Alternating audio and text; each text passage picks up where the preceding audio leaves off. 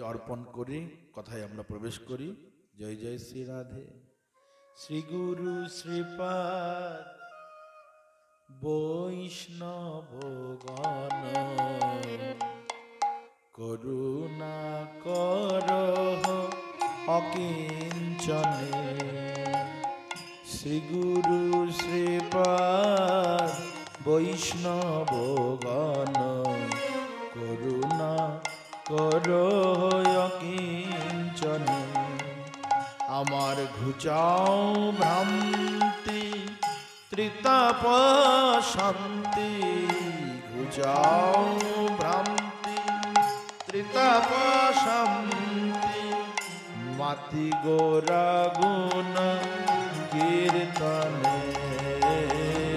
শ্রী গুরু শ্রীপাদ বৈষ্ণবগণ করুণা করহ অকিঞ্চনে।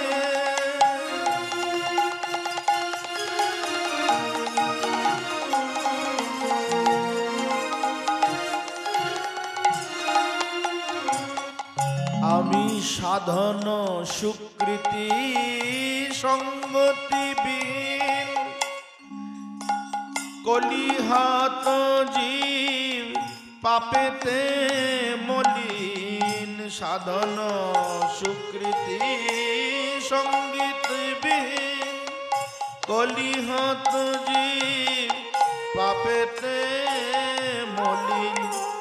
আছি কৃত কর্ম ফল ভুঞ্জিতে কেবল, কৃত কর্ম ফল ভুঞ্জিতে কেবল, পরিয়ায়ে ভব বন্ধনে। শ্রী গুরু শ্রীপাদ বৈষ্ণবগণ করুণা করহ অকিঞ্চনে।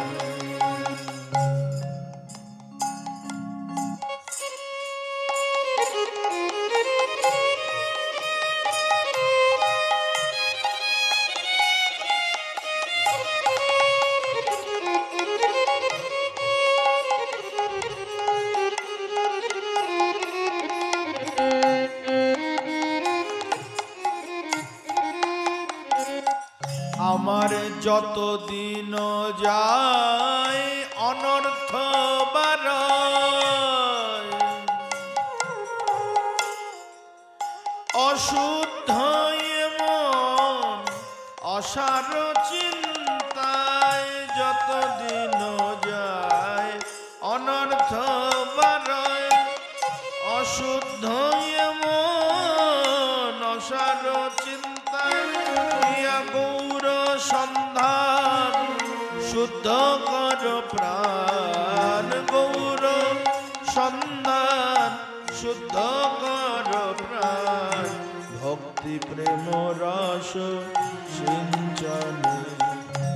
শ্রী গুরু শ্রীপাদ বৈষ্ণবগণ করুণা করহ অকিঞ্চনে।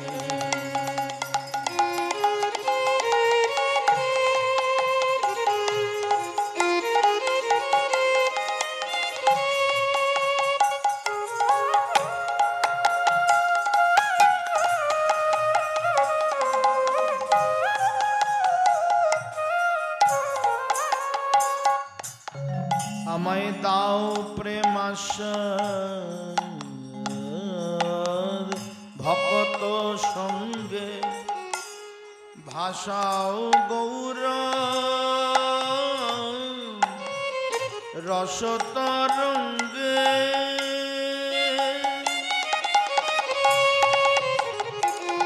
মজি হরি নাম যজ্ঞে প্রভু যজ্ঞেশ্বর, হরি নাম যজ্ঞে প্রভু যজ্ঞেশ্বর, সুন্দর শচী নন্দনে।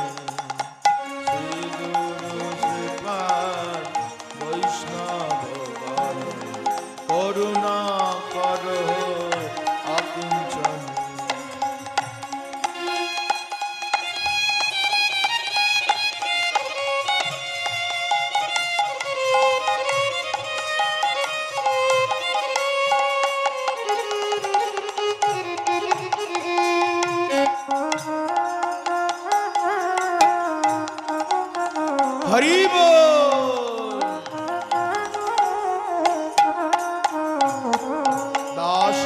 বিশ্বরূপে কয় শোন দয়াময় পুরাও বাসনা দাও পদাশ্রয়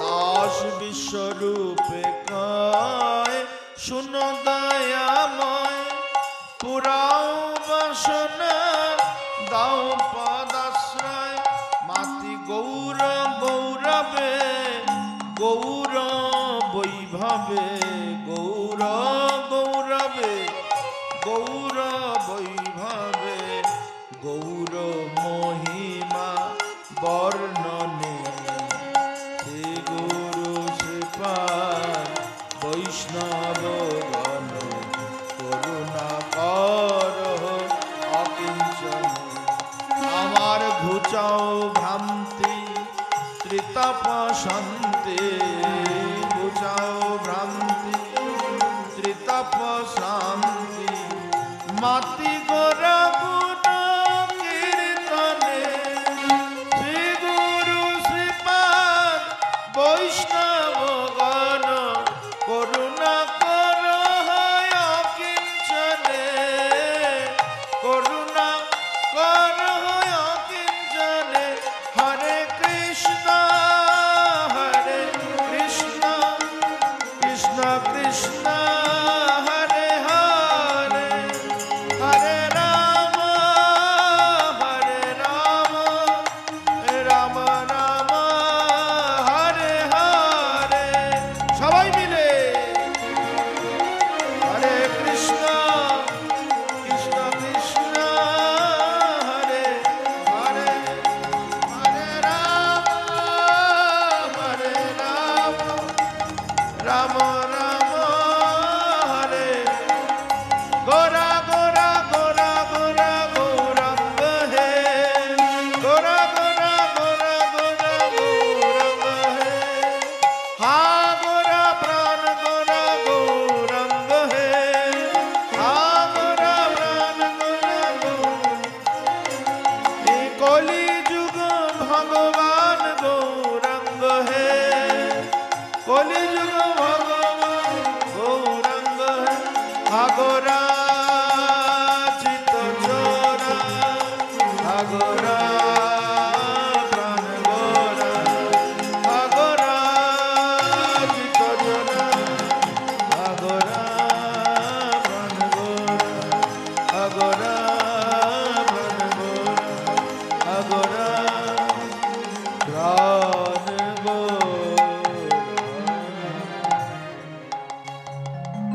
बोलिए श्री गौरांग श्रीमन महाप्रभु की नवद्वीप नीलाचल वृंदावन धाम की बोलिए राधा गोविंद देव जी महाराज की बोलिए श्री राधा रानी की पुराण चक्रवर्ती श्रीमन भागवत महापुराण की बोलिए समागत भक्त वृंद की आपनापन श्री गुरु महाराज की बोलिए प्रेम भक्ति महाराज श्री नरोत्तम ठाकुर महाशय की बोलिए श्रीनिवासाचार्य प्रभु की श्यामानंद प्रभु की अनंत गौर प्रिय भक्त वृंद की जय जय श्री राधे श्याम निताय गौर हरि हरि बोल।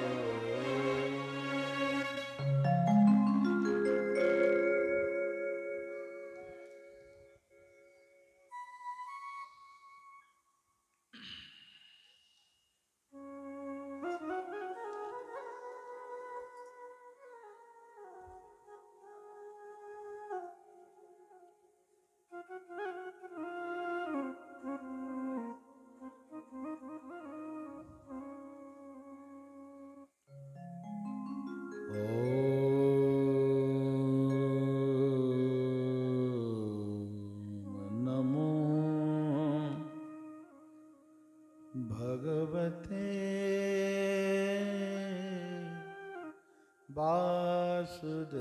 वासुदेवाय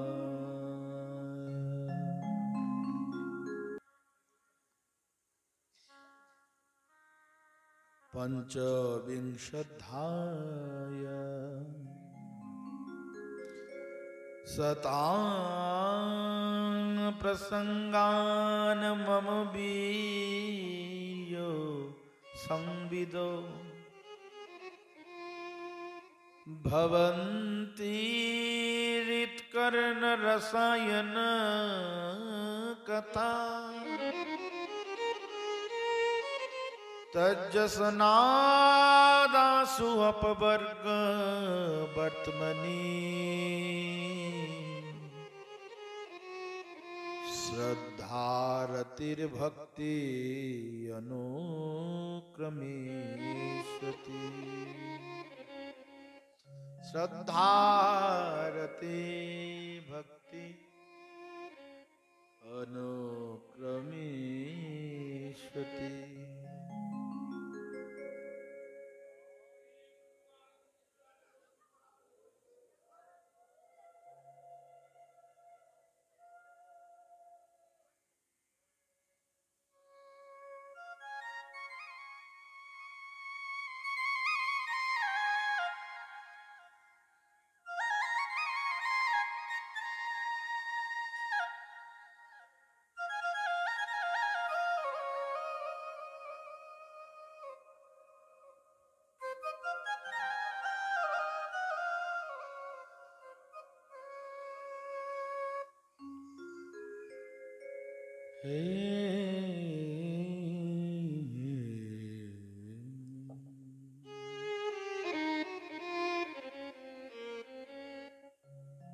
সর্বেশ্বরেশ্বর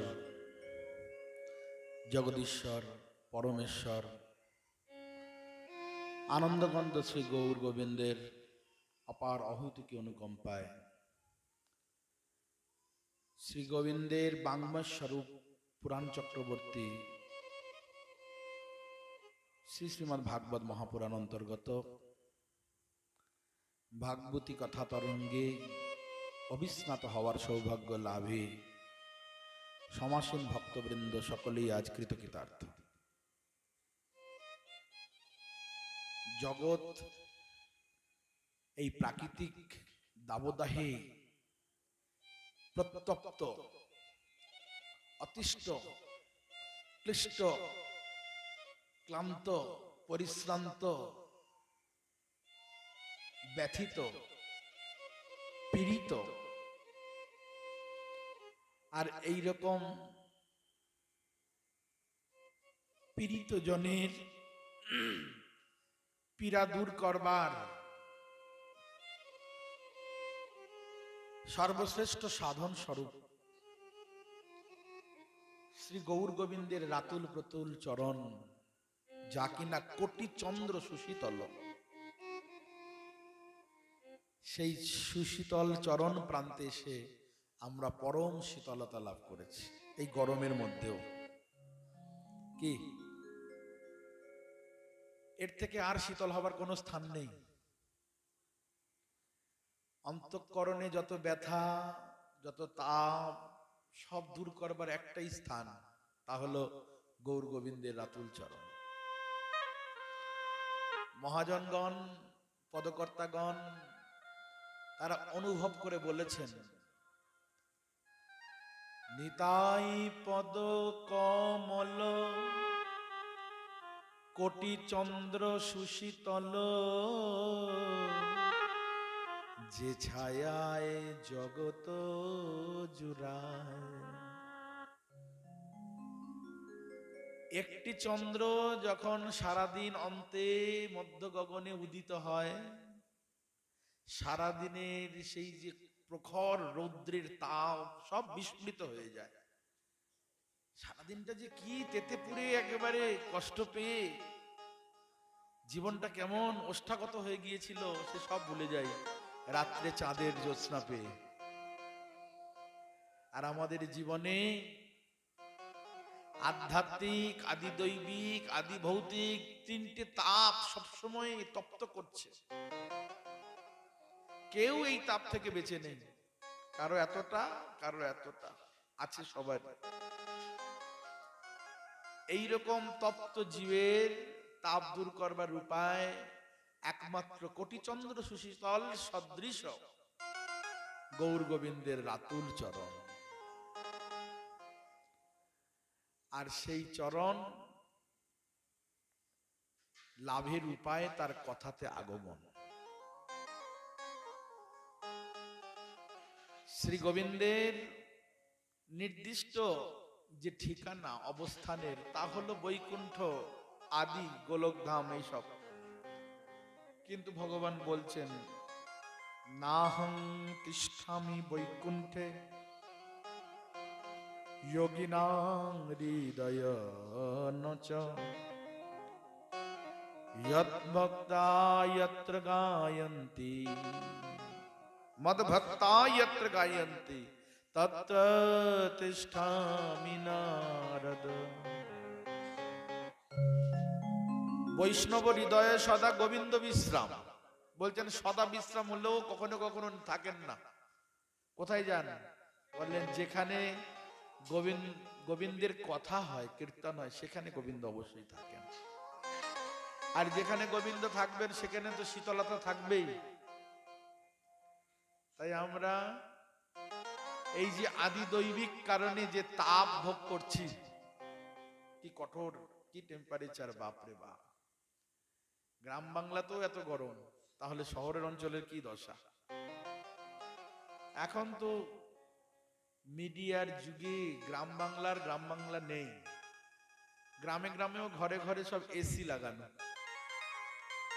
আর এসির এই ভয়ঙ্কর প্রভাবে তো গরম হবেই। সকলের ঘরেই এসি, সকলের ঘরেই ফ্রিজ, গরম তো হবেই। আর যদি এখানে অনেক বৃক্ষরাজি রয়েছে, শহর অঞ্চল তো বৃক্ষ শূন্য, এমন আদি দৈবিক কারণে আমরা প্রতপ্ত হচ্ছি। এই কঠোর দাবদাহে বৈশাখের এই গ্রীষ্মের প্রারম্ভেতেই, বৈশাখ আর জ্যৈষ্ঠ 2 মাস নিয়ে হয় নাকি গরমকাল। তো আমাদের এই প্রথমেতেই এইরকম তাপের পরে আরো জানি কি হবে। তো যাই হোক,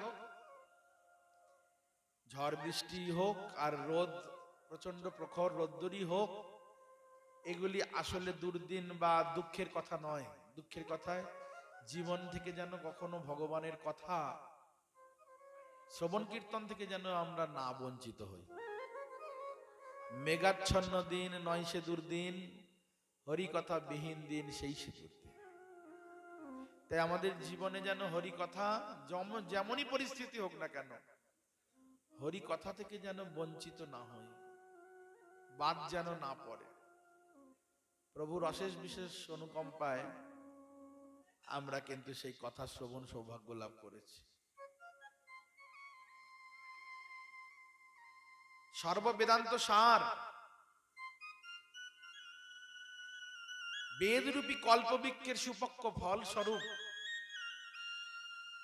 যা কিনা পরমহংস কুল মুকুটমণি বিতরাগ সন্ত সাধু ভূষণ শ্রীল সুখদেব গোস্বামী দ্বারা নিষেবিত পুরাণ চক্রবর্তী শ্রীমদ্ ভাগবত মহাপুরাণ, যেই ভাগবত সাক্ষাৎ গোবিন্দেরই বাগ্ময় স্বরূপ। তিনি মন্দিরে রয়েছেন ত্রিভঙ্গ ঠামে অর্চা বিগ্রহ রূপে, আর তারই নামাত্মক বিগ্রহ এই ভাগবত রূপে আমাদের সম্মুখে বিরাজমান। ভগবানের 2 প্রকারের বিগ্রহ। একটি হচ্ছেন এই যে মন্দিরের অন্তঃকরণে অন্তঃপুরে তিনি সাক্ষাৎ অর্চা বিগ্রহ রূপে রয়েছেন, অর্চনা হয়, ওই যে ধূপ দীপ নৈবেদ্য এইসব দিয়ে পূজা হয়, অর্চনা, ওটা অর্চা বিগ্রহ। আর এই যে শ্রীমদ্ ভাগবত, ইনি হচ্ছেন নামাত্মক বিগ্রহ। তো ভাগবত রূপী বিগ্রহই হোক আর অর্চা রূপী বিগ্রহই হোক, তাদের আদর করে সেবা করতে হবে, সেব্য বুদ্ধিতে সেবা করতে হবে, ভালোবেসে সেবা করতে হবে। তো অর্চা বিগ্রহের আরতি, পূজা, ভোগ, নৈবেদ্য এইসব হচ্ছে সেবা। আর নামাত্মক বিগ্রহের সেবা কেমন বললে, এই যে পঠন পাঠন শ্রবণ কীর্তন, এই ভাগবতেরও ফুল তুলসী চন্দন মালা ধূপ দীপ আরতি করা হবে, কিন্তু এই নামাত্মক রূপী বিগ্রহের শুধুমাত্র এই ফুল চন্দন নৈবেদ্য নিবেদন করা নয়, এটা শেষ কথা নয়। এই শ্রবণ কীর্তন করতে হবে, পাঠ করতে হবে। এই ভাগবতী সাক্ষাৎ ভগবানের বাগ্ময় স্বরূপ হওয়ার কারণে যেমন করে শ্রী বিগ্রহেতে দুটি চরণ, দুটি উরু, নাভি, দুটি হাত, বক্ষ, কণ্ঠ, মুখমণ্ডল, ললাট এবং শির, মাথা আছে, তেমনি ভাবে এই ভাগবত রূপী ভগবানেরও সম্পূর্ণ অবয়ব আছে। বললেন পাদ যদিও প্রথম দ্বিতীয় তৃতীয় তুর্য কথিত যদুরু नाभीस्तथा पंचमयेव षष्ठौ भुजान्तरं दोर्जुगलं तथा नौ कंठस्तु राजाननवमायदीय मुखारविन्दं दशम प्रफुल्लम् एकादशं यस्य ललाटपट्ट शिरोऽपि तु द्वादश एव भाति। ভগবানের যেমন দুটি চরণ, তেমনি ভাগবতেরও দুটি চরণ। প্রথম দুটি স্কন্ধ ভগবানের দুটি চরণ, তৃতীয় চতুর্থ ভগবানের দুটি উরু, পঞ্চম নাভি, আর ষষ্ঠ সপ্তম, ষষ্ঠ বক্ষ, সপ্তম অষ্টম দুটি হাত, নবম কণ্ঠ, দশম মুখ প্রফুল্লম, একাদশ ললাট আর দ্বাদশ শির। সম্পূর্ণ অবয়ব হয়ে গেল। তাই ওইখানে বিগ্রহ রূপে যে কৃষ্ণ আছেন গোবিন্দ, আর এখানে অক্ষর রূপে যে ভাগবত আছেন, দুটি সমান, একই। তমাদিদেবম করুণানিধানম তমালবর্ণম সুহিতাবতারম अपार संसार समुद्र से तुम भजामहे श्री भागवत स्वरूपम। এই সংসার রূপী সমুদ্র অতিক্রম করতে গেলে ভাগবত রূপী সেতুর আশ্রয় নিতে হবে। সেতু বলতে ব্রিজ বোঝায় না, যে এ প্রান্ত থেকে সে প্রান্তে যেতে গেলে ওই ব্রিজটিকে অবলম্বন করতে হবে। তেমনি সংসার রূপী দুঃখকে অতিক্রম করে আনন্দের সাগরে যদি যেতে হয়, তাহলে ভাগবত রূপী সেতুতে চলে যেতে হবে। এই জন্য ভাগবত আমাদের নিত্য সেব্য, নিত্য আস্বাদনীয়, নিত্য পূজ্য। ভাগবত চারটে অক্ষর রয়েছে এই ভাগ শব্দটার মধ্যে। ভা অক্ষরেতেই সম্পূর্ণ ভক্তি, গ অক্ষরেতে সম্পূর্ণ জ্ঞান, আর ব অক্ষরে বৈরাগ্য, আর ত অক্ষরে তপস্যা। যে জ্ঞান লাভ করলে আর অন্য কিছু জানার প্রয়োজন নেই, সব জানা হয়ে যায়। যাকে জানলে আর জানার কিছু বাকি থাকে না, তা জানা যাবে এই গ্রন্থ পড়ে শুনে। এই জন্য ভাগবত, কিন্তু এর আগে আছে শ্রী ভাগবত। শ্রী, শ্রী শব্দে, শ্রী অক্ষরে সম্পূর্ণ ঐশ্বর্য, মাধুর্য, পরাকাষ্ঠা, মূর্তিমন্ত প্রকাশ, সাক্ষাৎ রাধা ঠাকুরানী শ্রী। আর ভাগবত চারটি সম্পূর্ণ রূপে আছে সাক্ষাৎ কৃষ্ণের মধ্যে। তাই কৃষ্ণ রাধা কৃষ্ণ দুই হলো সাক্ষাৎ ভাগবত। তো ভায়ে ভক্তি, গয়ে জ্ঞান, বয়ে বৈরাগ্য, আর তয়ে তপস্যা, এই নিয়ে ভাগবত।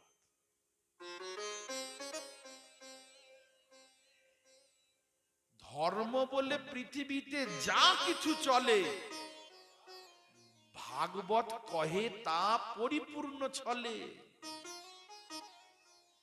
যা কিছু আছে এই ভাগবতে বর্ণনা করা আছে। এই ভাগবত জি কত হাদ্য, কত আস্বাদ্য, কত প্রয়োজন, কত আদরের জন, সেটি জানিয়েছেন কলি পাবন অবতার শ্রীকৃষ্ণ চৈতন্য মহাপ্রভু, যিনি নিজেই রাধাকৃষ্ণ মিলিত তনু। তার সেই অন্নপ্রাশনের কালে,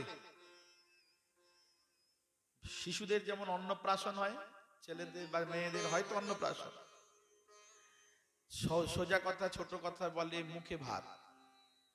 এই অন্নপ্রাশন কালে মায়েরা কি করে না, একটা থালার মধ্যে অনেক কিছু সামগ্রী দেয়, মাটি দেয়, ধান দেয়, কলম দেয়, সোনা দেয়, টাকা দেয়, বইপত্র দেয়, এরকম করে দিয়ে বাচ্চাটার কাছে ধরাতে দেয়।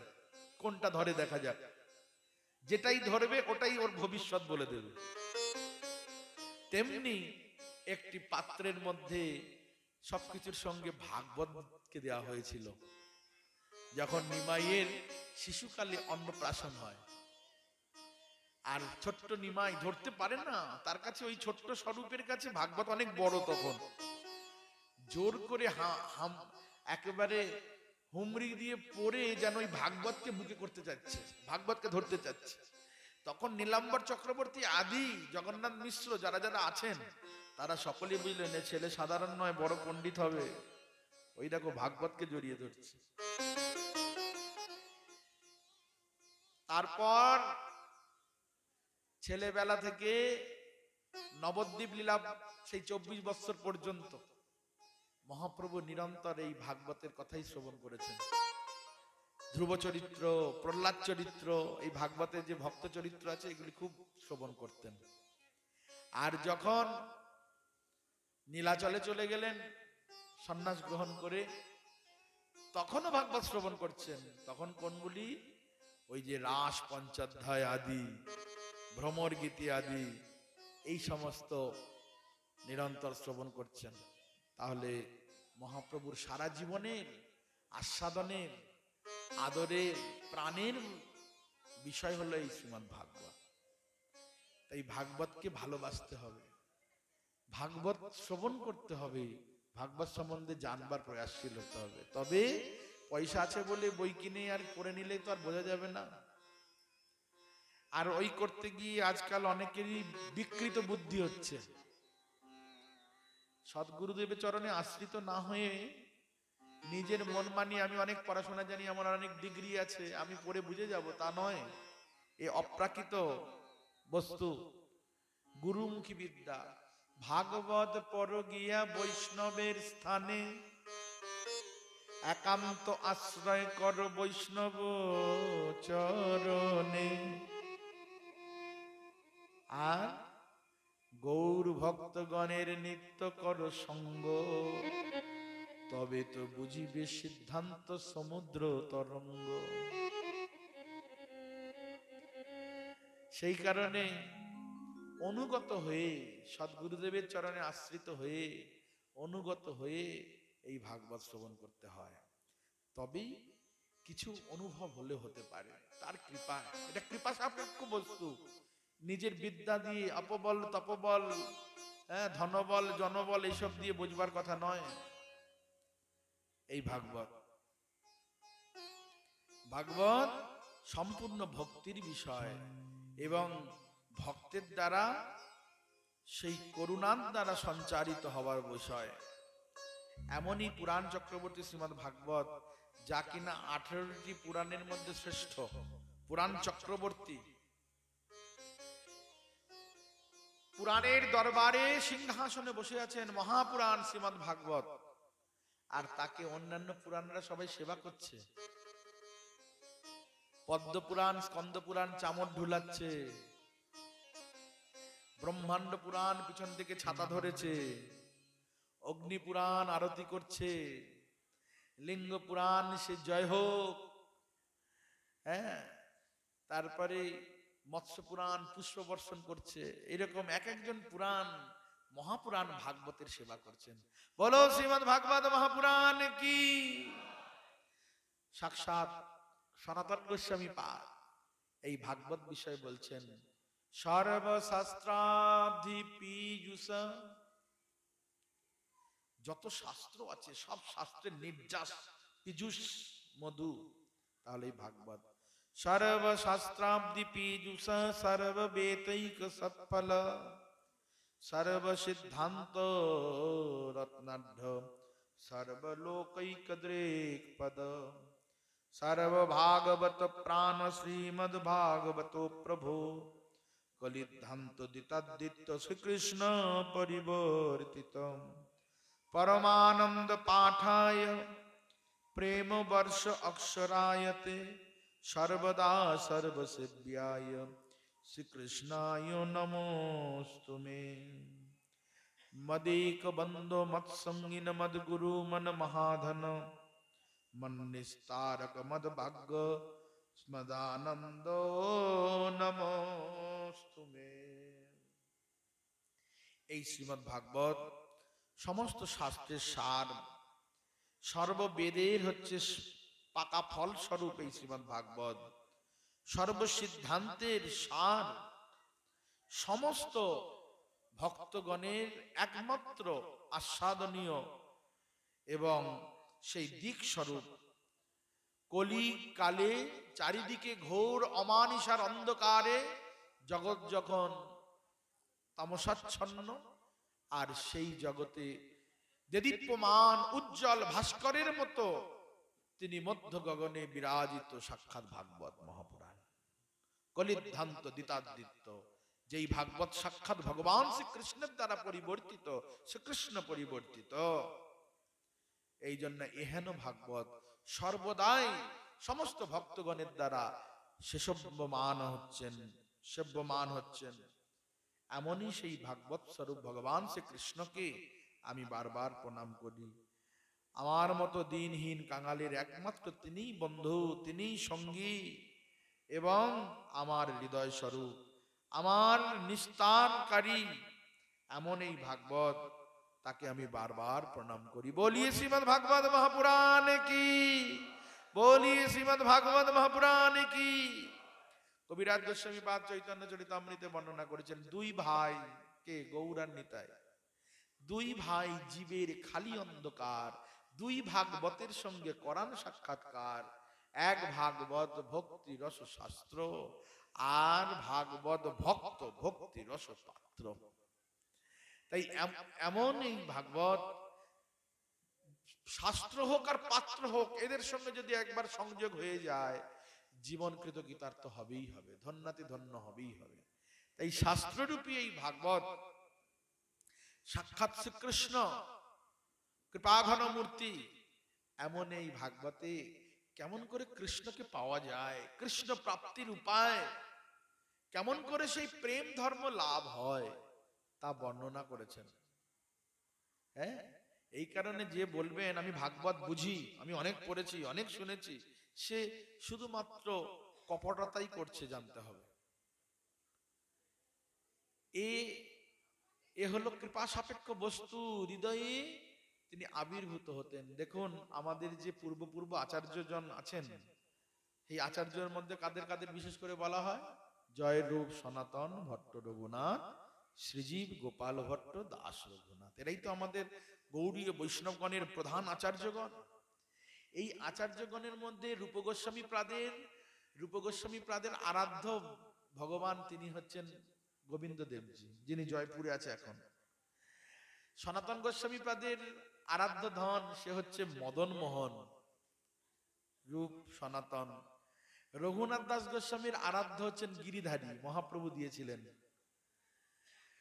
আর গোপাল ভট্ট গোস্বামীর আরাধ্য হচ্ছেন রাধারমন, এখনো বৃন্দাবনে রাধারমন দর্শন হয়। আর কৃষ্ণদাস কবিরাজ গোস্বামীর ছল চিকন জীব, রাধা বৃন্দাবন চন্দ্র জীব। লোকনাথ গোস্বামীর রাধা বিনোদ জীব। এরকম পৃথক পৃথক বিগ্রহ আছে এক একজন মহাজনের। কিন্তু রঘুনাথ ভট্ট গোস্বামীর আরাধ্য কে?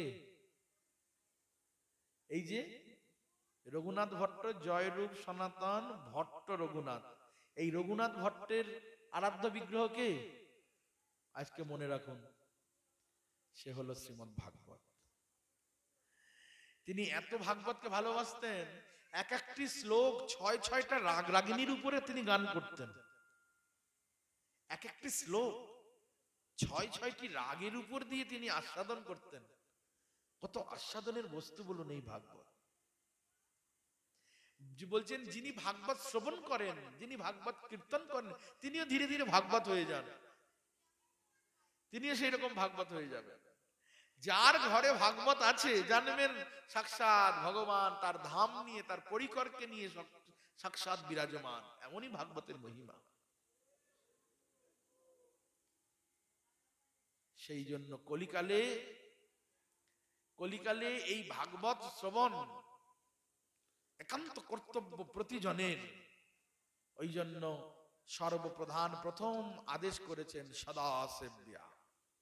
জীবের কর্তব্য সবসময় সেবা করো। সদা সেব্যা শ্রীমদ্ ভাগবতী কথা, নিরন্তর সেবা করো। সেবা করলে কি হয়? ইয়াসং শ্রবণ মাত্রেণ হরিশ্চিত্তং সমাশ্রয়েৎ, যেই কথা শুনলে ভগবানের চরণে মনটা আকৃষ্ট হবে।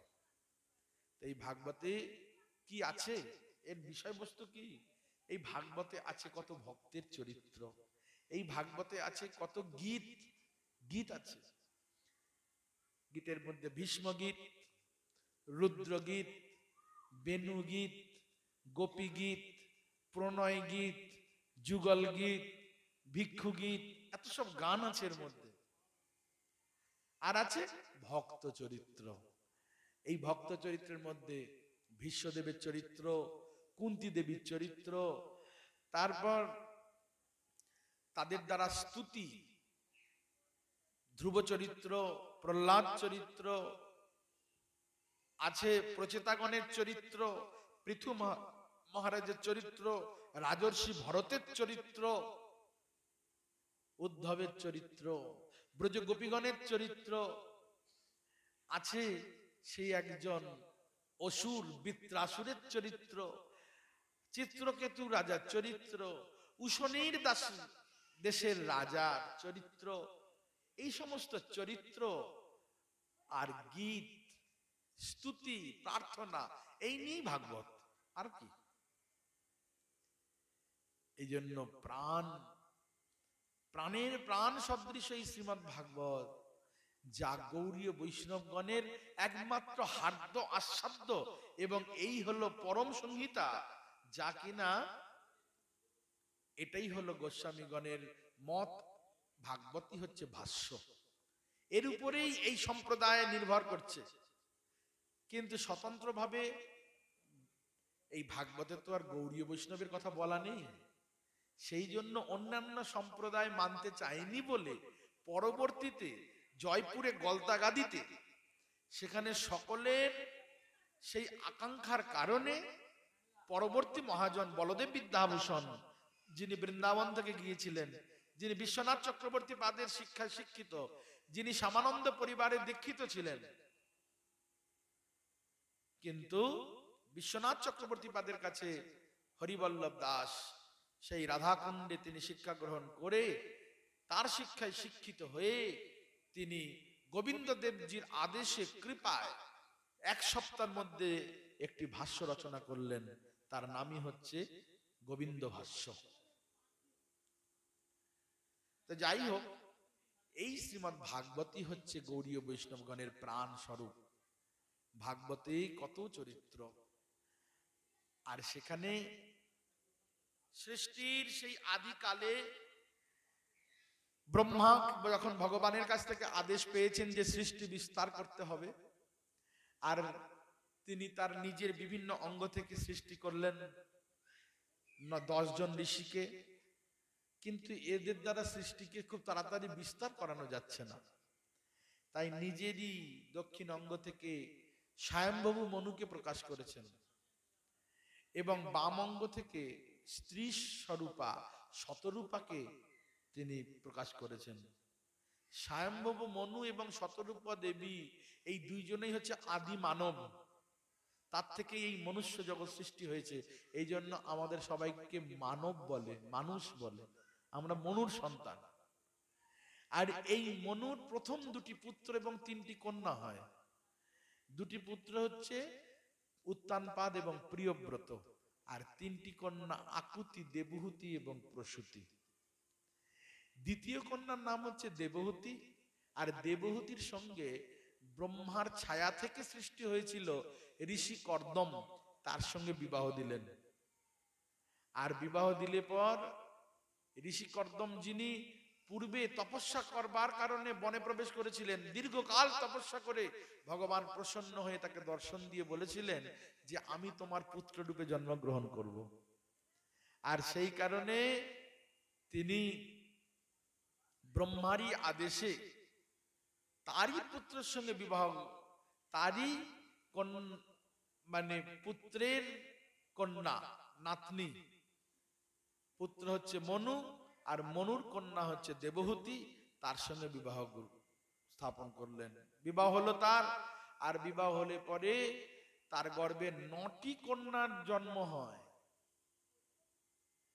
আর এই 9টি কন্যার জন্ম হলে পর তিনি পুনরায় বনে চলে যেতে চান, কিন্তু দেবহূতি মাতা স্মরণ করিয়ে দিলেন, হে স্বামী, আপনি বনে চলে যাবেন, সাক্ষাৎ ভগবান যে আসবেন, আপনি এখনই চলে যাচ্ছেন। অবশেষে কৃচ্ছ সাধন করলেন, অনেক ব্রত তপস্যা করতে আরম্ভ করলেন। একজন সুন্দর সন্তানকে পেতে গেলে মা বাবাকেও সংযমী হতে হয়, পিতা মাতাকে তেমন আদর্শবান হতে হয়, তবেই সেই রকম সন্তান আসে। অবশেষে সেই স্বামীর এইরকম কঠিন ব্রত দেখে স্ত্রীও সেই রকম ব্রত আরম্ভ করলেন।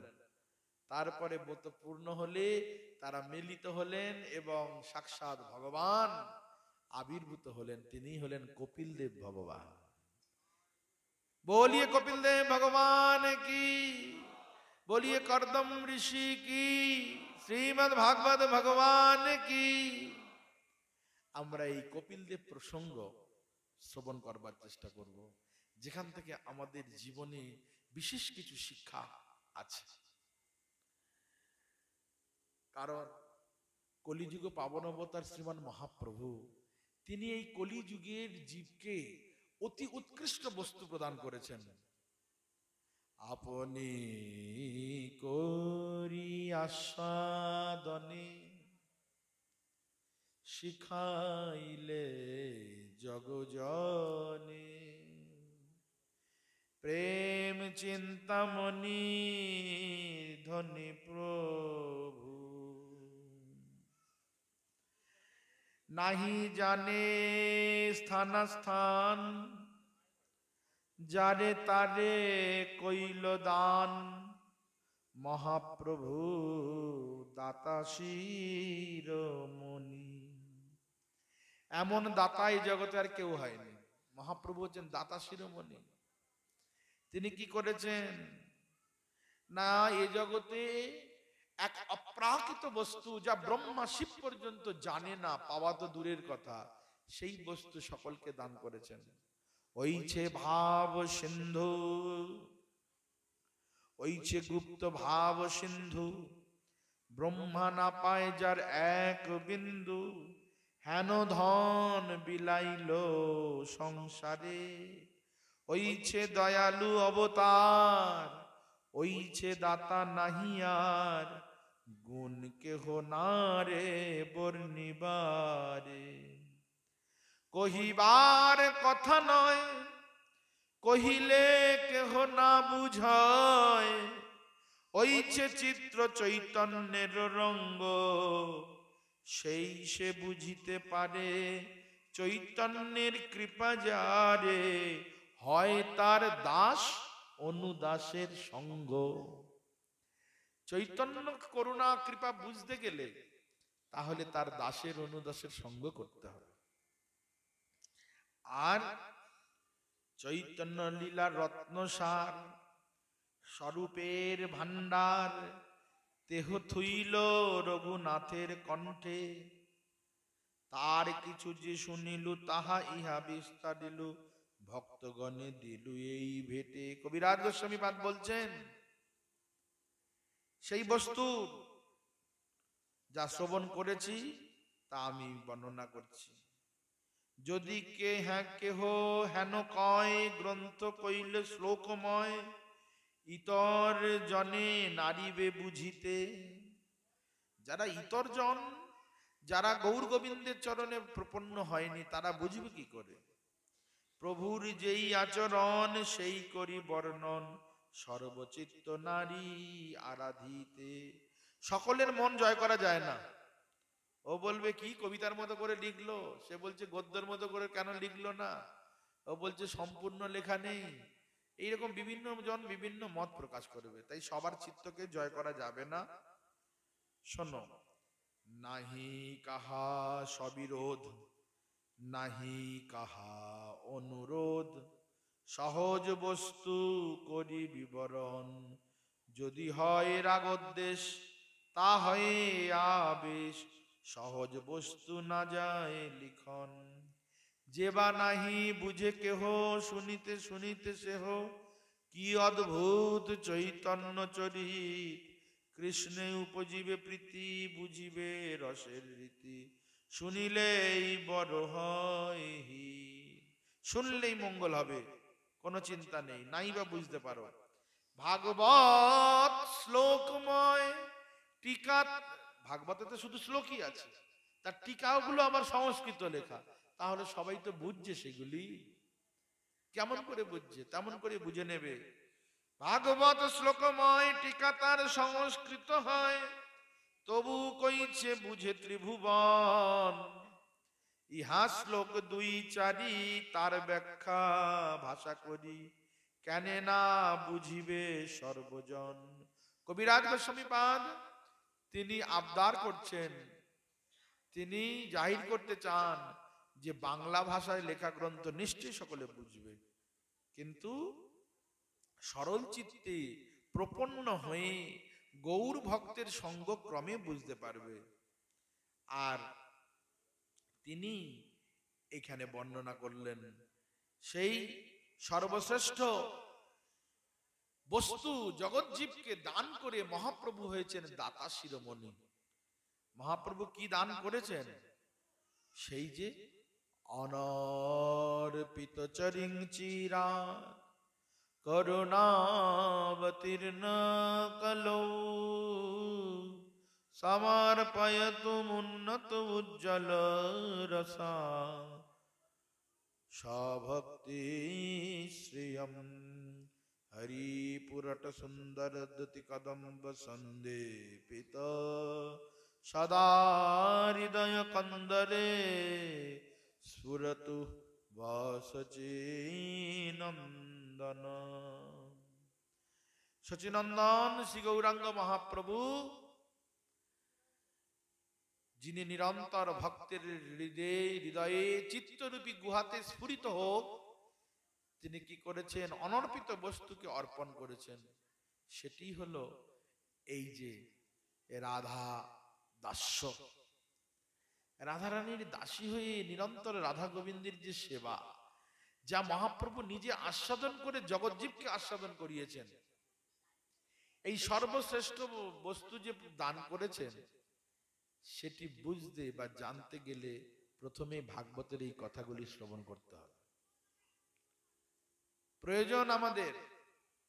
কারণ এই ভাগবত তার প্রতি ছত্রে ছত্রে জানাচ্ছেন যে সাধু সঙ্গের কেমন অপরিহার্যতা। সাধু সঙ্গ যদি না হয় না, তাহলে আমরা বুঝতে পারবো না কি গ্রহণীয় কি বর্জনীয়, আর যা গ্রহণ করা হবে তার উত্তম মধ্যম কনিষ্ঠ ভেদের যে বিচার, এসব আমাদের ধারণা হবে না। আর সেই কারণে কপিলদেব ভগবান, যিনি আবির্ভূত হওয়ার পর সাক্ষাৎ তার পিতা কর্দম ঋষি স্তব স্তুতি প্রণতি প্রণাম করে পরিক্রমা করে পুনরায় বনে চলে গেলেন তপস্যা করবার নিমিত্তে। এদিকে পুত্র ভগবান কপিল দেবের নিকটে মাতা মাতা দেবহূতি তিনি প্রথমেই বললেন, নির্বিন্না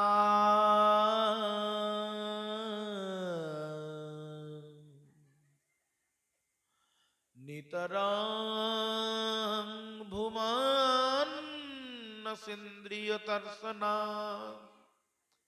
येना संभवायनेना प्रपन्नादं तमः प्रभो। বলছেন হে প্রভু, হে ভুমন, আমার প্রত্যেকটা ইন্দ্রিয় তার নিজ নিজ বস্তু খুব করে ভোগ করছে। চোখ অনেক দেখে, কান অনেক শোনে, নাক অনেক ঘ্রাণ নেয়, শ্বাস নেয়, ত্বক স্পর্শ সুখ অনুভব করে, জীব রসাস্বাদনে লিপ্ত হয়, কিন্তু এত এত এত ভোগ্য বিষয় ভোগ করেও তৃপ্তি লাভ করতে পারছেন না, সব সময় উদ্বিগ্নের সঙ্গে কাটায়।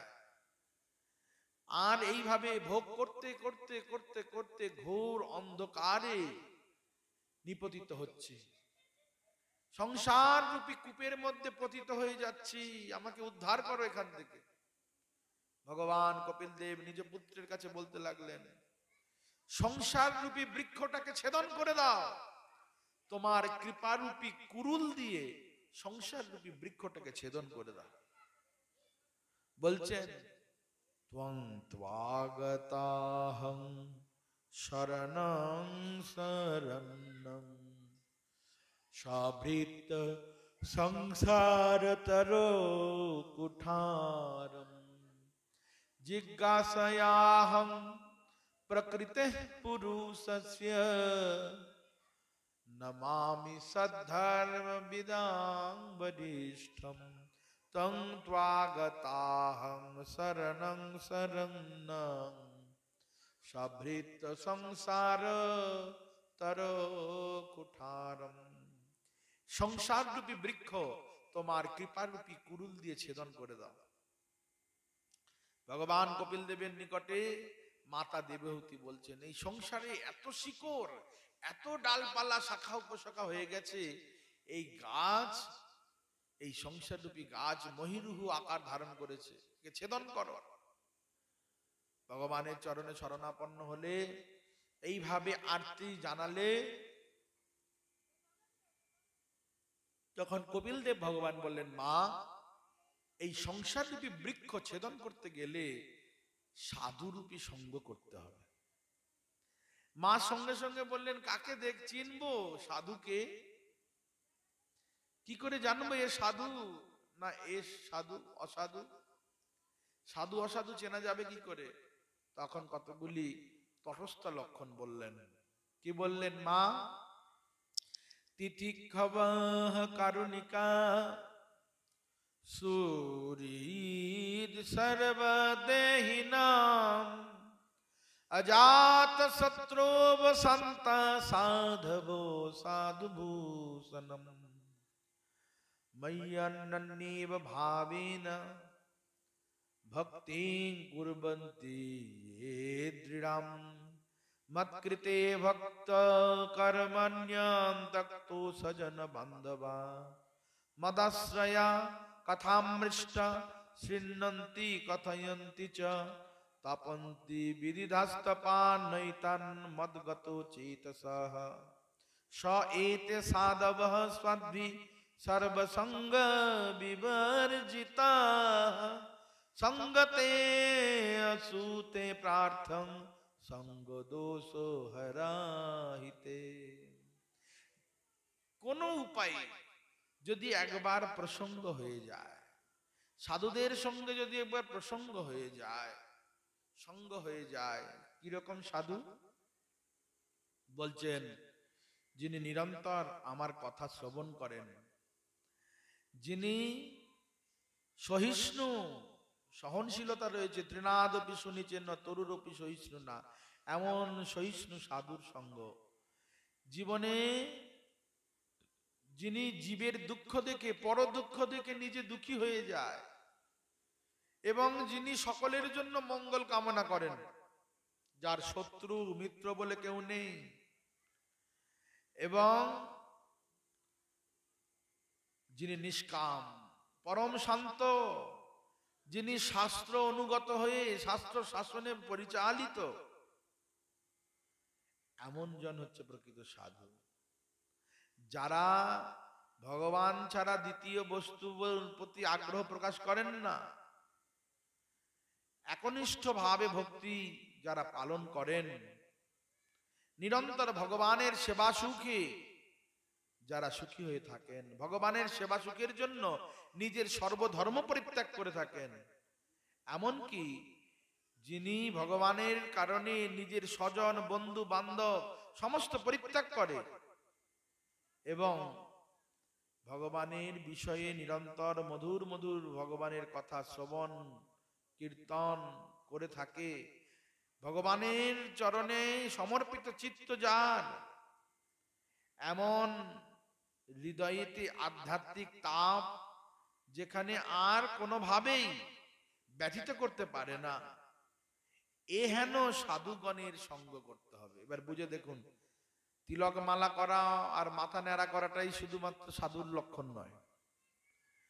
দেখুন সাধুর লক্ষণ কেমন বললেন, বলছেন এমন সাধুর সঙ্গ করতে হবে। শতান প্রসঙ্গান মম বীর সংবিদো, বলে এইরকম সাধুর সঙ্গ করলে কি হবে, আমার কথা শুনতে পারবে।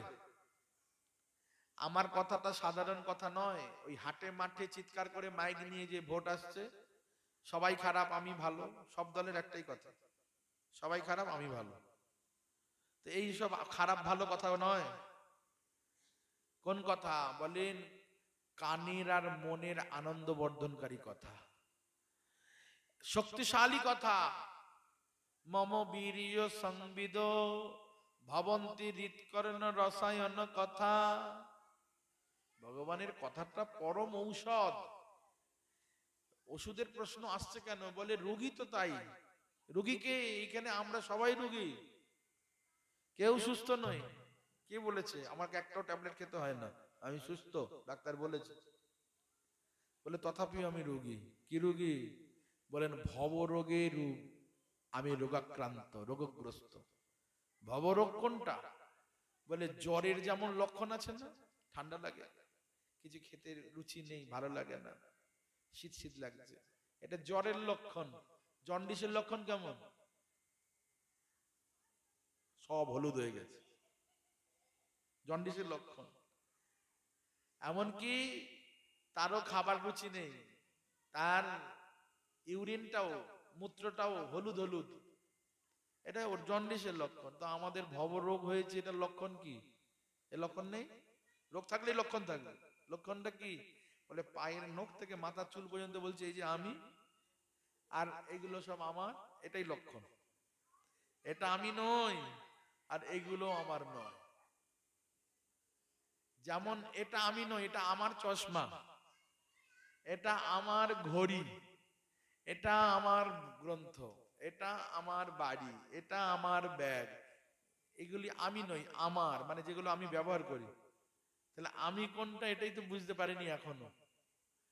আমার হাত, আমার পেট, আমার মাথা, আমার চোখ, আমার শরীর ভালো নেই গো, তাহলে শরীরটাই নাকি আমার শরীর, তাহলে আমি কোনটা? এই শরীরটাকে জোর করে আমরা আরোপ করে বলছি এটাই আমি, কিন্তু এটা কাঁচা আমি, ঠিক ঠিক আমি হলো না। এই জন্য এই আমিকে খুঁজে বার করতে হবে, কে আসলে আমি। সনাতন গোস্বামী পাদ প্রশ্ন করেছিলেন মহাপ্রভুকে, কে আমি কেন মোরে যারে তাপত্রয়, ইহা নাহি জানি কইছে হিত হয়। আমি তো জানি না কে আমি, অমুকের ছেলে, অমুকের মেয়ে, অমুকের স্বামী, অমুকের কাকি, অমুকের জেঠিমা, অমুকের মামিমা, অমুকের পিসিমা, অমুকের দাদা, এই সব সম্বন্ধ নিয়ে আমরা আছি, একটাও সত্যি নয়, সব মিথ্যা। আমি যে কে, ভগবান শ্রীমদ্ ভাগবত গীতায় বলছেন মামই বংশ জীব লোকে জীব ভূত সনাতন, প্রত্যেকটা জীব হলো আমার অংশ। ভগবান যেমন নিত্য অবিনাশী, তেমনি প্রত্যেকটা জীব সেও নিত্য অবিনাশী। তাহলে আমরা যে কান্নাকাটি করি, ও গো তুমি কোথায় গেলে গো, মরে যায়, বলে এটা কাপড় পাল্টানোর মতো, শরীর পাল্টানো।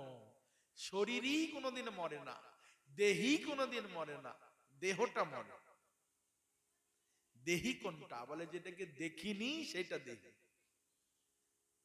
আর সেটা আছে বলেই এই শরীরের এত কদর, এত আদর। আর সেটা চলে গেলে লোকে বলবে মরা ছুঁয়েছিস, মরার বাড়িতে গেছিস, স্নান করে ঘরে ঢুকবি। কি এমন জিনিস যাকে দেখলাম না আর সেটা শরীর থেকে চলে গেলে এত অপবিত্র হয়ে যায়? একটু আগে একসঙ্গে শুয়েছিলাম, গায়ের উপরে পা তুলে, এখন নাকি সেটা নাকি মরা। এখন বলছে মরা ছুলি কেন, চান কর। চান করে হয় না, বলে আগুন পুরো পোড়া দাহ হয়েছে, পুড়িয়ে এসেছে। এবার বলছে স্নান করে এসেছিস, আগুনে হাত পা সেকে নে। শ্মশান থেকে আসলে দেখবেন ওই রকম আগুনে হাত পা একটু সেকে নে। এমন কি হলো, মরা যাওয়ার সঙ্গে সঙ্গে গোবর জল দিয়ে ধোয়া হচ্ছে, এত অপবিত্র হয়ে গেল। অথচ দেহটাকে তো এতদিন ভালোবাসতাম, কিন্তু ভালোবাসার নিদর্শন স্বরূপ কার বাড়িতে রেখে দিয়েছে আলমারির মধ্যে সেই মরা দেহটা? আছে কারো বাড়িতে কোন ডেড বডির লাশ আছে, গুছিয়ে রেখে দিয়েছে আলমারিতে যত্ন করে, বলে খবরদার খবরদার, অমঙ্গল হয়ে যাবে, মরা যেন বাসি না হয়, তাড়াতাড়ি তাড়াতাড়ি এর সৎকার করো। তাহলে পরম পবিত্র বস্তু কোনটা, যেটা চলে যাওয়ার জন্য এত পবিত্র হয়েছে? বলে সেটাই হলো আত্মা, যা নিত্য অবদ্ধ, বধ করা যায় না, কাটা যায় না, পাকে পোতা যায় না, জলে ভেজানো যায় না, আগুনে পোড়ানো যায় না। ওটা চিৎ বস্তু। ওই জন্য ভগবান যেমন অবিনাশী নিত্য, প্রতিটি জীব নিত্য। আর ভগবান নিরন্তর নিজ আনন্দে আত্মারাম আত্মকাম আছেন, আর জীব এও জন্মলগ্ন থেকেই এও ভগবানের থেকে বিপরীত দিকে মুখ করে বসে আছে। কৃষ্ণ ভুলি সেই জীব অনাদি বহির্মুখ, অতএব মায়া তারে দেয় সংসার দুঃখ। সংসার রূপী দুঃখ আমাদের দিচ্ছে। আর এই দুঃখের কারণেই ভোগ্য বস্তু ভোগ করেও তৃপ্তি হচ্ছে না, ইন্দ্রিয়ের চাহিদার বস্তু প্রদান করেও ইন্দ্রিয়গুলি তৃপ্তি লাভ করতে পারছে না। প্রতিটি মুহূর্তে নির্বিঘ্ন উদ্বিগ্নতার সঙ্গে কাটায়। তাহলে ইহান্নজন করবে কি? কি তার করণীয়? আমি তোমার চরণে শরণাপন্ন হলাম, তুমি আমাকে জানিয়ে দাও, বুঝিয়ে দাও কি করণীয়। পুত্র তো সাধারণ পুত্র নয়, এ পুত্র সাক্ষাৎ ভগবান কপিল দেব।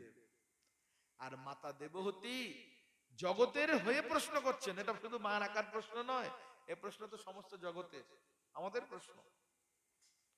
আমরা জানি না তো কি প্রশ্ন করতে হয়, কি জানার দরকার।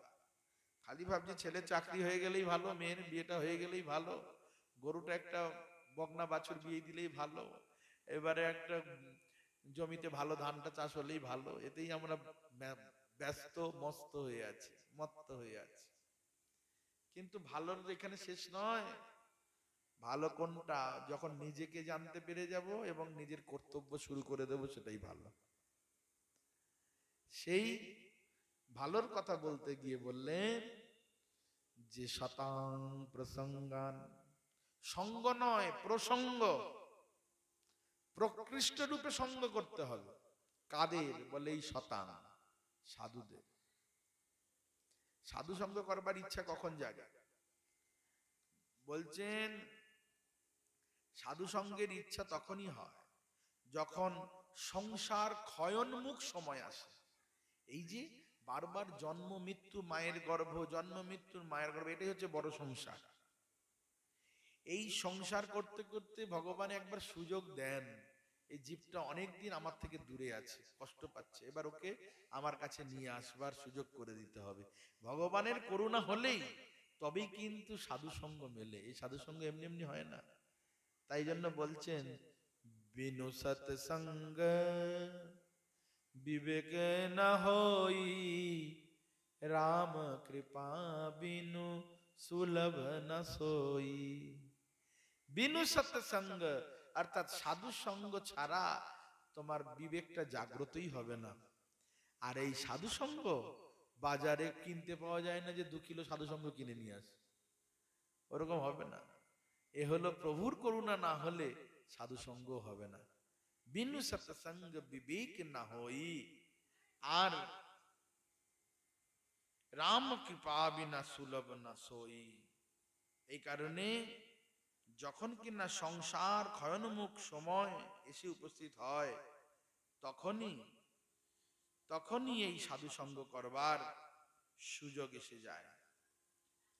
আর এই সাধু সঙ্গ হলে কি হয়? সতাং প্রসঙ্গান মম বীর্য সংবিদ, আমার কথা শুনতে পাবে। সাধুর এসে উপস্থিত হয়েছেন বা সাধুর কাছে গিয়ে উপস্থিত হয়েছি, সাধুর কাছে ব্যবহারিক জাগতিক কথা বলতে নেই, শুনতে নেই। সাধুর কাছে পারমার্থিক যে যেই বিষয়ে অভিজ্ঞ। আমি কিডনির পেশেন্ট, তাহলে কিডনি স্পেশালিস্ট ডাক্তারের কাছে যেতে হবে। আমি হার্টের পেশেন্ট, তাহলে হার্ট স্পেশালিস্ট ডাক্তারের কাছে যেতে হবে। হ্যাঁ, যে যেই বিষয় বিশেষজ্ঞ। সাধুগণ তারা কিসের বিশেষজ্ঞ? তারা ভবরোগ বিশেষজ্ঞ। আর ওই জন্য তাদের কাছে ভবরোগের চিকিৎসা করাতে হয়। ওই যে ভবরোগ, আমি আর আমার, এটাই ভবরোগ। এই রোগের চিকিৎসা সাধুর কাছে গেলে তারা বলবেন যে এই আমি আমারকে ভুলবার জন্য নিরন্তর তুমি আর তোমার, আমি আর আমার ছিল, ওটাকে ঘুরিয়ে করতে হবে তুমি আর তোমার। আর এই তুমি আর তোমার একবার বললে তো হবে না, এটা বারবার অভ্যাস করে নিরন্তর সাধুর মুখে শুনে শুনে। সীতারাম ওঙ্কারনাথজি বলে ভারতবর্ষে একজন বিশিষ্ট সাধক ছিলেন, একনিষ্ঠ তার গুরু ভক্তি ছিল, যিনি নিরন্তর গুরুদেবের পায়ের ব্যবহার করা খরম পাদুকা বুকের মধ্যে রাখতেন। সীতারাম ওঙ্কারনাথজি একনিষ্ঠ গুরু ভক্তি তার। সেই সীতারাম ওঙ্কারনাথজি বলছেন যে যেখানে যেখানে আমি মার্কা স্ট্যাম্প দিয়েছো, স্ট্যাম্প দিয়েছি না, আমি, আমার বাড়ি, আমার গাড়ি, আমার নাড়ি, এই আমি আমার যে স্ট্যাম্প দিয়েছো, সেখানে সবগুলো তুমি তোমার স্ট্যাম্প দাও, সব তুমি মার্কা গুলি করো, তুমি তোপ, তবেই এই আমিটা যাবে। সেই কারণে ভক্ত নিরন্তর প্রার্থনা করে বলে, আমার বলিতে প্রভু আর কিছু নাই, তুমি তো আমার মাতা পিতা বন্ধু ভাই, পিতা বন্ধু ভাই। আমার বলিতে প্রভু আর কিছু নাই, তুমি আমার মাতা পিতা বন্ধু ভাই, পিতা বন্ধু ভাই। বন্ধু দ্বারা সুত সুতা তব দাসী দাস, বন্ধু দ্বারা সুত সুতা তব দাসী দাস, সেই তো সম্বন্ধ সবে আমারও প্রয়াস। ওই ছেলে বলে আমার আসক্তি নয়, সেটা তোমারও সেবক, সেই জন্য তার সঙ্গে আমার সম্বন্ধ। এরকম সকলের সঙ্গে সম্বন্ধটা তোমার সঙ্গে আছে বলে তাই। ধন জন গৃহদার তোমারও বলিয়া, রক্ষা করি আমি মাত্র সেবক হইয়া। আমার বলিতে প্রভু আর কিছু নাই, তুমি তো আমার মাতা পিতা বন্ধু ভাই, পিতা বন্ধু ভাই। তোমার কার্যের তরে উপার্জিব ধন, তোমার সংসার করিব বহন, ভালো মন্দ নাহি জানি, সেবা মাত্র করি, তোমার সংসারে আমি বিষয় প্রহরী, তোমার সংসারে আমি বিষয় প্রহরী। আমার বলিতে প্রভু আর কিছু নাই, তুমি তো আমার মাতা পিতা বন্ধু ভাই, পিতা বন্ধু ভাই। তোমার ইচ্ছায় আমার ইন্দ্রিয় চালনা, শ্রবণ দর্শন ঘ্রাণ ভোজন বাসনা, নিজ সুখ লাগি কিছু নাহি করিয়া, ভকতি বিনোদ বলে তব সুখ সার। আমার বলিতে প্রভু আর কিছু নাই, তুমি তো আমার মাতা পিতা বন্ধু ভাই, পিতা বন্ধু ভাই। তার সঙ্গে যে সম্বন্ধ করিয়ে নেওয়া, এটি আমি নিজে নিজে কেমন করে পারবো? তার জন্যই চাই সাধু সঙ্গ। সাধু সঙ্গ সাধু সঙ্গ সর্বশাস্ত্রে কয়, লবমাত্র সাধু সঙ্গ সর্বসিদ্ধি হয়। তাই শতান প্রসঙ্গান মম বীর্য সংবিদ, সাধুর সঙ্গে নিরন্তর আমার কথা শ্রবণ করো। আমার কথার এমনই প্রভাব, এমন মহিমা, যা শ্রবণ করলে হৃদয়ে সমস্ত কামনা বাসনা আদি সব দূরীভূত হয়, নির্বাপিত হয়। তাই শতান প্রসঙ্গান ভবন্তি হৃৎকর্ণ রসায়ন কথা, সাধুগণ যে কথা বলবেন আমার কথা, সে কথা কানেও ভালো লাগে, মনেও ভালো লাগে। দেখুন, ওষুধ সবসময় স্বাদ কেমন হবে স্বাদের উপর নির্ভর করে না, ওষুধ যাতে রোগটা নিরাময় হয়। এইভাবেই তো আমরা ওষুধ সেবন করি। অনেক সময় কষ্ট লাগলেও নাকটা টিপে চোখ বুজিয়ে ওষুধ খেয়ে নিতে হয়, কিছু করার নেই। এখন যদি বলা হয় ওষুধটা দেবেন, ঠিক আছে খাবো বটে, যেন মিষ্টি মিষ্টি হয়, ওষুধটা যেন টেস্টি হয়, তাহলে কি আর রোগ যাবে? সেই জন্য ওষুধের বেলায় এসব বলা যাবে না। কিন্তু ভগবানের এই সাধু সঙ্গ করলে কি হবে, যে তাদের মুখ থেকে ভগবানের যে কথারূপী ওষুধ সেবন করব, তা কানেও ভালো লাগবে, মনেও ভালো লাগবে।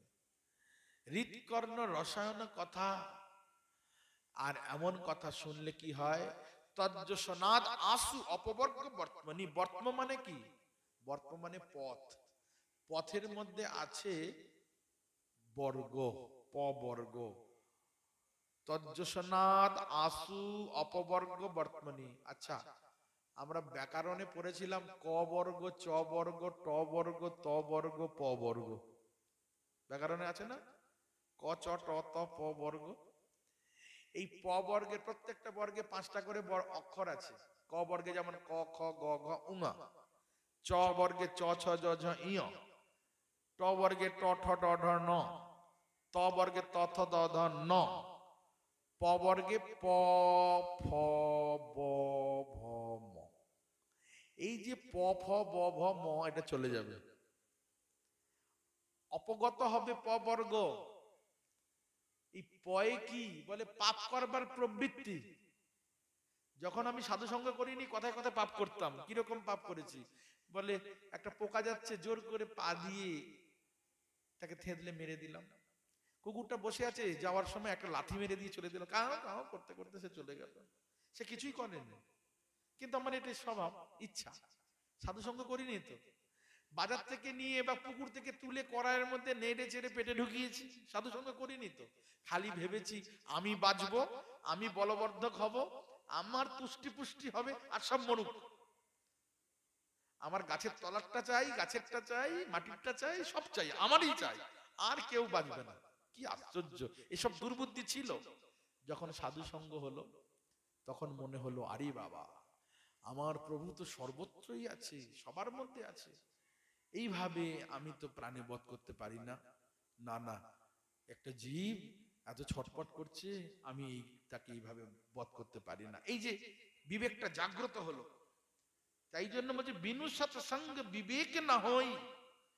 সাধু সঙ্গ ছাড়া কখনো বিবেক জাগ্রত হয় না। দেখুন না, দেবশ্রীপাদ নারদের করুণা না পেলে ওই দস্যু রত্নাকর কোনোদিন ভক্ত বাল্মীকিতে পরিণত হতো না। এত পাপ, এত পাপ, এত পাপ, দেবশ্রীপাদ নারদকে বেঁধে ফেলেছে পর্যন্ত। নারদ বলছেন, এত পাপ করছো, পাপগুলো ভুগবে কে?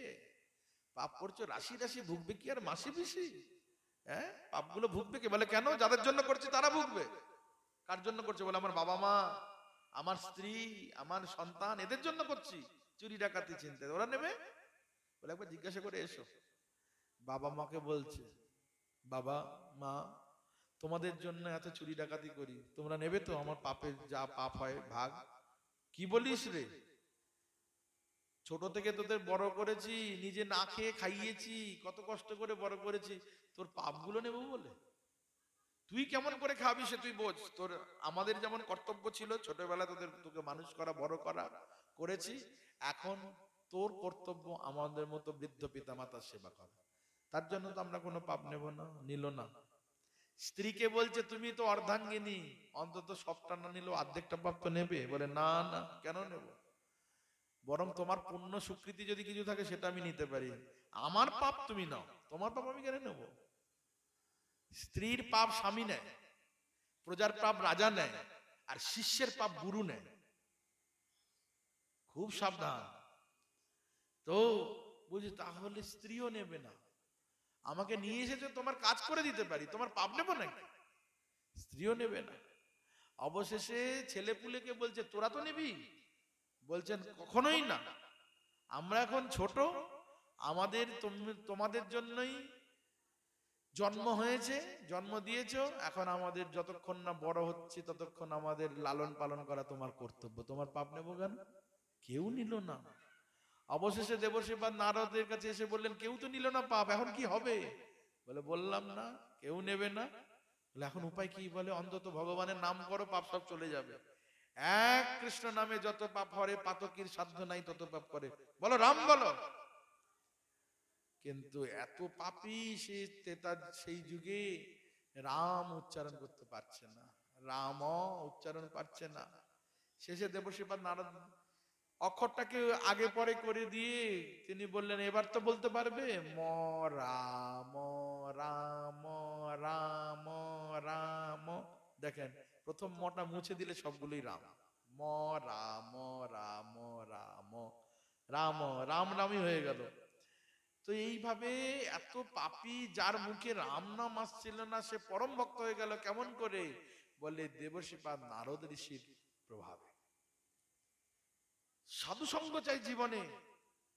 এই যে দস্যু বীর হাম্বির, আমাদের এই পশ্চিমবঙ্গের একটা জেলা আছে বাঁকুড়া, আর সেখানে বন বিষ্ণুপুর বলে একটা গ্রাম আছে, বন বিষ্ণুপুর গ্রাম।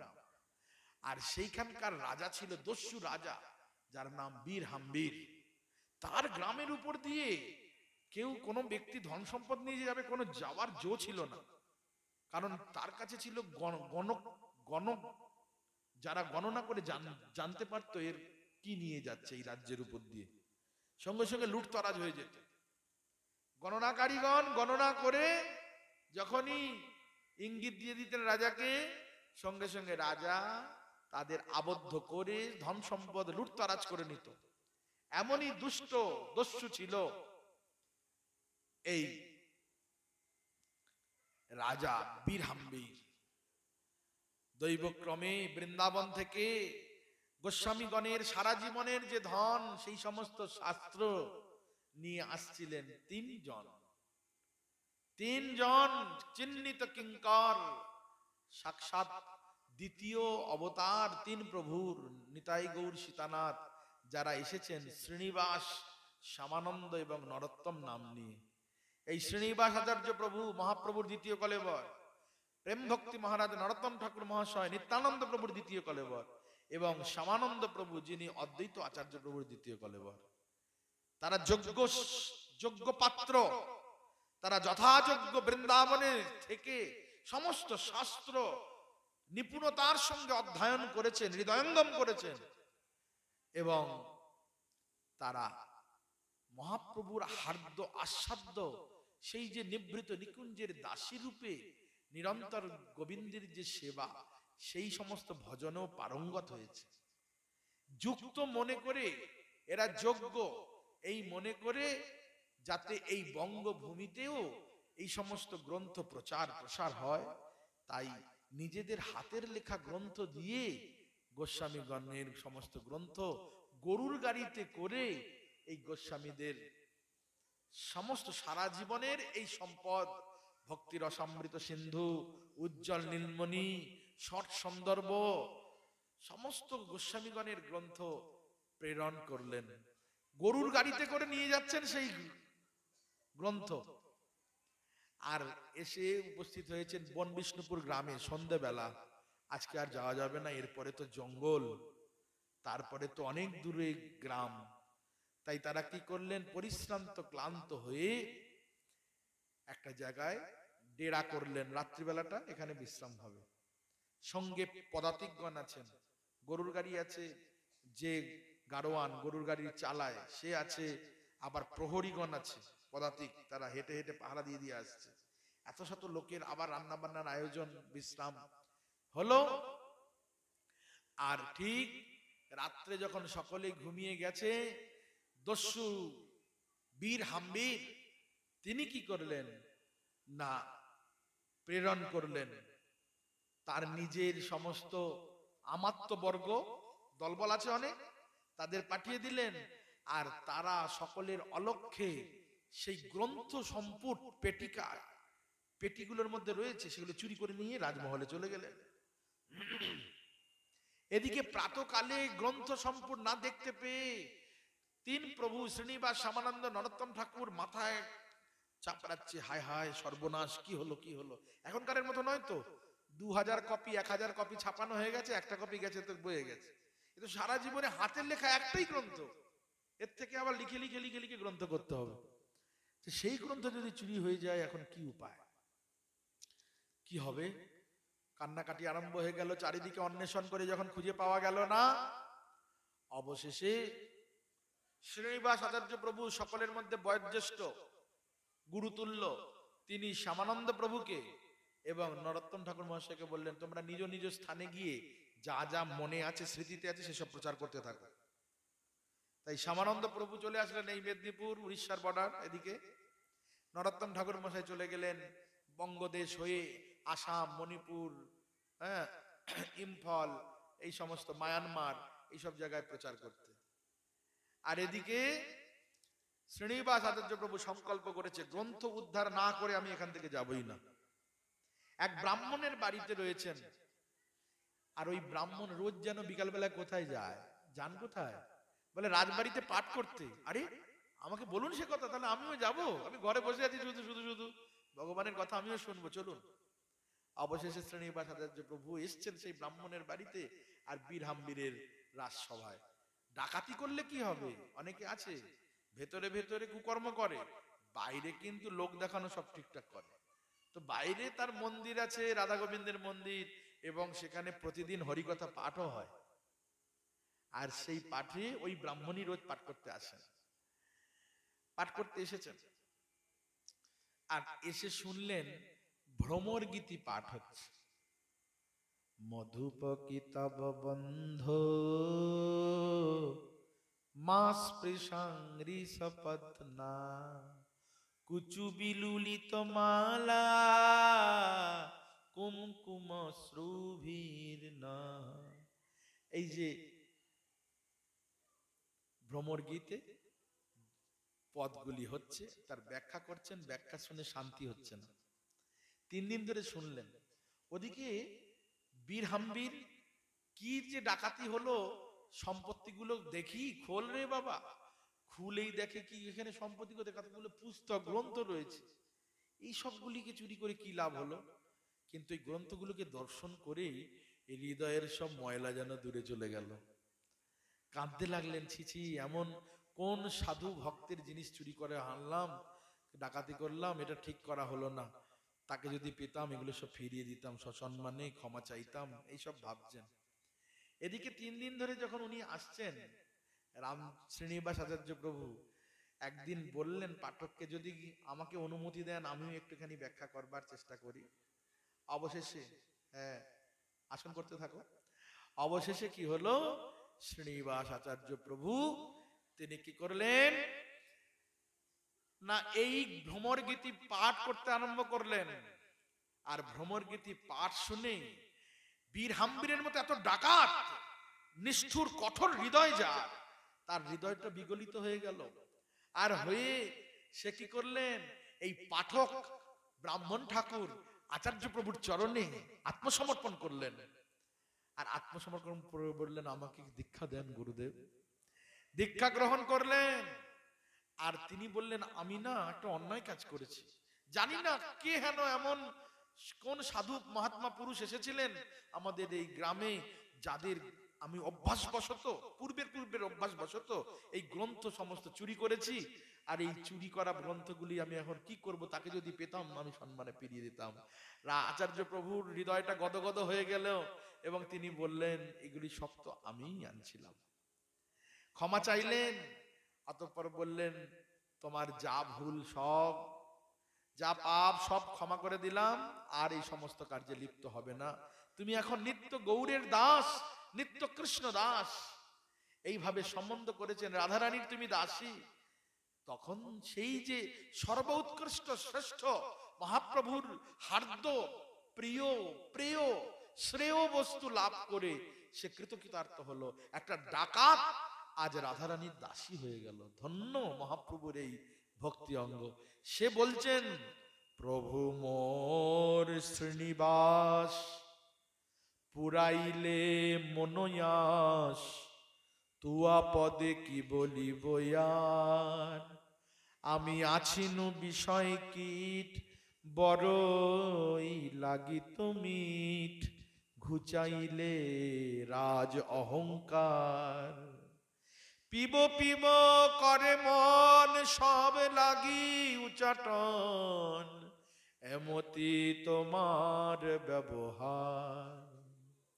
রাধা পদ সুধা রাশি, সে পদে করিলা দাসী, গোরা পদে বাঁধি দিলা চিত, রাধা রাধা মাধব সহ দেখাইলা কুঞ্জে গেহ, জানাইলা দুহু প্রেমরিত, শ্রী যমুনার কুলে যাই তীরে সখী ধাওয়া ধাই, রাই কানু বিলাসই সুখে, এ বীর হাম্বির হিয়া ব্রজপুর সদা ধেয়া, যাহা অলি উড়ে লাখে লাখে, ঝাঁকে ঝাঁকে যাহা অলি উড়ে লাখে লাখে।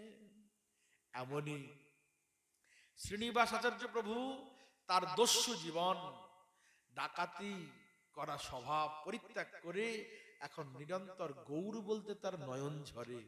কারণ ভক্তির প্রথমেই বলা হয়েছে, গৌরাঙ্গ বলিতে হবে পুলক শরীর, হরি হরি বলিতে নয়নে ববে নীর। আজ তার গৌর বলতেই নয়ন ঝরে। নিয়ে যা, গৌর বলতে তার নয়ন ঝরে। এমনই সেই বীর হাম্বির কেমন করে হলো, লোহাটা তো ঠান্ডা গো, লোহাটা তো কালো গো, লোহাটা তো শক্ত গো, 3টে গুণ আছে, কিন্তু ওই যে আগুনের সংসর্গে, আগুনের সঙ্গ প্রভাবে তার নিজের বৈশিষ্ট্যগুলি পরিবর্তিত হয়ে গেল। কালোটা লাল হয়েছে, ঠান্ডাটা গরম হয়েছে, আর শক্তটা নরম হয়েছে। 3টে গুণ পরিবর্তন হয়েছে আগুনের সঙ্গ প্রভাবে।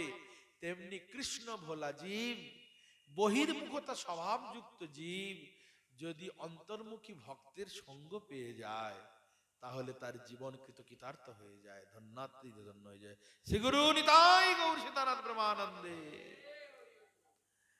অবশেষে কেমন হলো, যেমন করে পরশমণির পরশে লোহা সোনা হয়ে যায়, তেমনি ভাবে পরশমণির সনে কি দিব তুলনা, পরশ ছোঁয়াইলে লোহা হয় সোনা। তো আজ মহাপ্রভু আর মহাপ্রভুর পরিকর, মহাপ্রভু যদি পরশমণি হয়, মহাপ্রভু পরশমণি, কিন্তু এই মহাপ্রভুর প্রত্যেকটি পরিকর তারা সোনা হয়নি, তারা নিজেরাই একজন একজন পরশমণিতে পরিণত হয়েছে। তাই তাদের পরশ যারা পেয়েছে তারাও আবার পরশমণিতে পরিণত হয়ে গেছে। এমনই মহাপ্রভুর মহাদান। তাই কি বলছেন, শতান প্রসঙ্গা, সাধু সঙ্গ করতে হবে। সাধু সঙ্গ সর্বশাস্ত্রে কয়, লবমাত্র সাধু সঙ্গ সর্বসিদ্ধি হয়। এই সাধু সঙ্গ করলে কি হয়, মানে পাপ করবার প্রবৃত্তি চলে যায়। সেই প্রসঙ্গগুলি আমরা ক্রমে ক্রমে আগামী দিনও শ্রবণ করব। এখন আমাদের রাত্রি অধিক হয়ে গেছে, কীর্তন আরম্ভ হবে, আপনারা শ্রবণ করুন। যারা এখনো এসে উপস্থিত হননি তারাও চলে আসুন। আপনারা নিজে